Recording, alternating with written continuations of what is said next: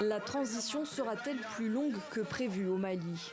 Selon un projet de loi examiné en ce moment par le Conseil national de transition, le pouvoir militaire envisagerait de se maintenir au pouvoir 4 à 5 années supplémentaires. Il n'y aurait donc pas d'élection le 27 février prochain, comme le prévoyait initialement la junte.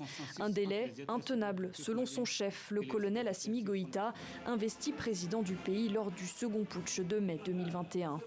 Cette question de la durée de la transition et du retour au pouvoir des civils est au cœur d'un bras de fer entre les autorités maliennes et la CEDEAO. La raison de son isolement sur la scène internationale et des lourdes sanctions économiques qui lui sont infligées depuis début janvier.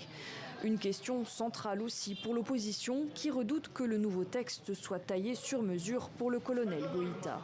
Nous estimons que c'est le peuple, l'ensemble des forces vives de la nation qui doivent collaborer ensemble pour pouvoir faire une nouvelle charte.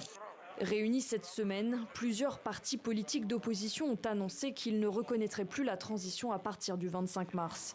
Le projet de loi stipule par ailleurs que le colonel Goïta ne pourra pas être candidat à la future élection présidentielle. Signe d'apaisement pour certains, simple effet d'annonce pour le cadre des partis pour une transition réussie qui rassemble une dizaine de mouvements politiques. Pour la première fois, un article est inséré pour parler de vacances. Des vacances.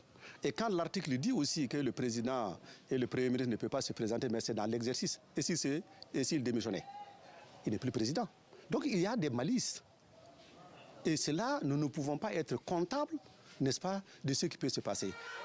Le texte adopté vendredi soir en Conseil des ministres prévoit aussi la suppression du poste de vice-président de la transition, une mesure qui renforcerait les pouvoirs du colonel Goïta.